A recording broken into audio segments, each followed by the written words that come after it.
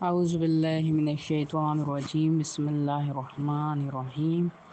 اللہم صلی علی محمد و آل محمد و اجل فرجم۔ السلام علیکم قرآن، امید ہے آپ سب خیریت سے ہوں گی۔ اور آج جو ہم درس شروع کریں گے، پہلے تو آپ سب کو جو ہے آمد صادقین علیہ السلام یعنی جناب رسول اللہ صلی اللہ علیہ وآلہ وسلم کی آمد اور جناب امام جعفر صادق علیہ السلام کی ولادت جو ہے وہ بہت بہت مبارک ہو۔ اور آج کا جو ہے ہمارا جو شارٹ کورس شروع ہو رہا ہے، اس کا پہلا درس سے شروع کرتے ہیں، کیونکہ ہمارا جو موضوع تھا وہ تھا رسول اللہ صلی اللہ علیہ وآلہ وسلم کی ولادت کی مناسبت سے۔ ٹھیک ہے خاران، شروع کرتے ہیں کہ آپ کا نام جو ہے وہ محمد صلی اللہ علیہ وآلہ وسلم اور آپ کی کنیت جو ہے وہ ابوالقاسم تھی اور یعنی ہے۔ پھر آپ کا مشہور القاب آپ کے جو ہیں ان میں سے صادق و امین، یعنی بہت ہی صادق تھے اور امین بھی تھے۔ پھر تاریخ ولادت آپ کی یہاں پر جو ہے بیان کی گئی ہے، وہ ہے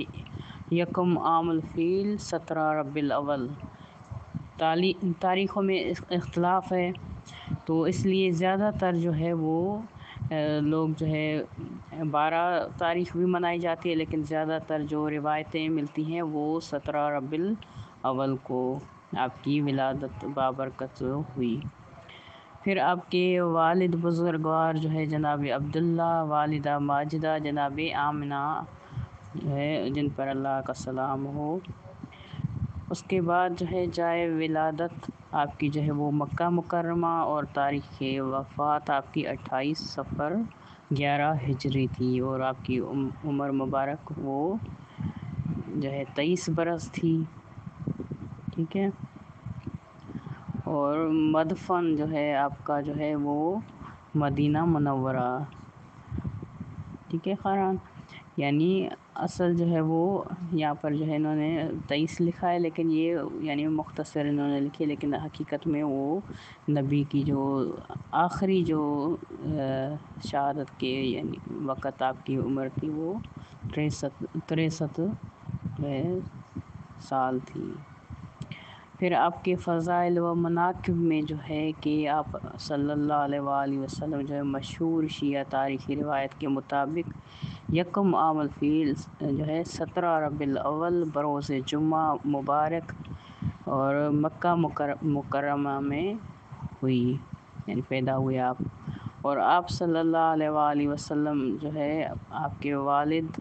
بزرگوار آپ کی جو ہے ولادت بسعادت کے کچھ عرصہ پہلے جو ہے انتقال فرما گئے تھے۔ آپ صلی اللہ علیہ وآلہ وسلم کی ولادت اپنے دادا جناب عبد المطلب کے زمانے میں ہوئی، اور جب آپ صلی اللہ علیہ وآلہ وسلم اس دنیا میں تشریف لائے تو عیسائیوں اور یہودیوں کی عبادت گاہیں گر گئیں۔ یہ یعنی معجزہ بیان کیا جاتا ہے کہ جب آپ کی ولادت ہوئی تو یہ عبادت گاہیں گر گئیں، اور ہر چیز کہ جس کی اللہ کے علاوہ جس نے یعنی کی جاتی تھی، یعنی بتوں کی یا اس طرح کی چیزیں جو بھی تھیں، یعنی وہ منہدم ہو گئی، گر گئیں یعنی۔ اور کسریٰ کے ایوانوں میں زلزلہ آیا، اور فارس کی جو وہ آگ کے جو انہوں نے 1000 سال سے خاموش نہ ہونے دی تھی وہ بجھ گئی۔ یہ آپ کی فضیلت میں جو ہے یوں سمجھے کہ یہ ایک معجزہ بھی ہے، آپ کی جو ہے ذات بابرکت کی وجہ سے یہ ہوا۔ پھر کہہ رہے کہ کوئی ایسی فضیلت نہ تھی جس کی اوج آپ صلی اللہ علیہ وآلہ وسلم میں نہ پائی جاتی ہو۔ آگے کہہ رہے ہیں کہ آپ صلی اللہ علیہ وآلہ وسلم کی فضیلت میں قرآن کی چند آیات بھی جو ہے وہ بیان کی گئی ہیں، یعنی قرآن میں آپ کا ذکر موجود ہے، جیسے کہ ویسے تو بہت زیادہ ہیں، کہہ رہے ہیں کہ پورا شان رسالت میں قصیدہ بن کر اترا ہے یہ قرآن نبی کے لیے، لیکن چند آیات خاص طور پر آپ کی شان مبارک میں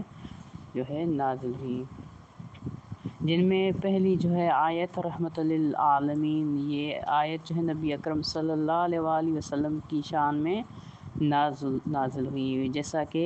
سورہ انبیاء میں بسم اللہ الرحمن الرحیم وما ارسلناک الا رحمت للعالمین، یعنی ہم نے آپ کو رحمت للعالمین بنا کر بھیجا۔ پھر دوسری آیت جیسا کہ ہے کہ آیہ جو ہے بسم اللہ الرحمن الرحیم وَلَكُمْ فِي رَسُولِ اللَّهِ أُسْوَةٌ حَسَنَةٌ، یعنی بہترین نمونے کے حوالے سے جو ہے یہاں پر بیان کیا گیا ہے کہ اور تمہارے لیے اللہ کے رسول میں بہترین نمونہ ہے۔ پھر آیت ولایت، یہ آیت بھی آپ کی شان میں نازل ہوئی، جیسا کہ بسم اللہ الرحمن الرحیم انما ولیکم اللہ ورسولہ، کہ بے شک تمہارا ولی اللہ ہے اور اس کا رسول ہے، سورہ معاہدہ میں آیت نمبر 55۔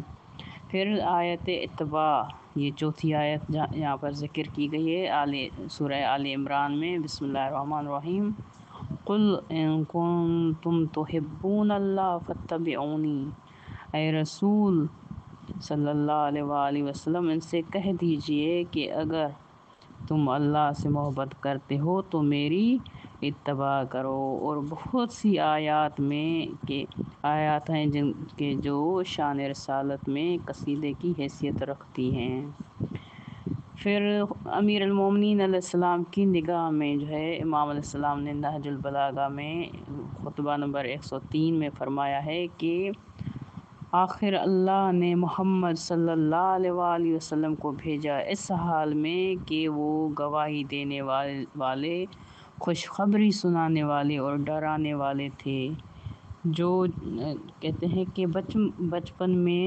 بہترین لائق اور سن رسیدہ ہونے پر بھی اشرف کائنات تھے،